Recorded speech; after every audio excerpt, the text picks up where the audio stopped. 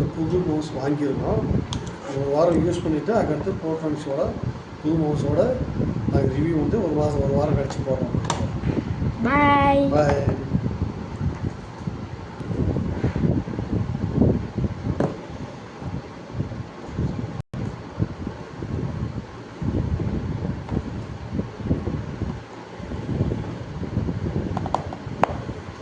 இந்த வீடியோ பிடிச்சிருந்தா லைக் பண்ணுங்கள், சப்ஸ்கிரைப் பண்ண மறக்காம சப்ஸ்கிரைப் பண்ணுங்கள்.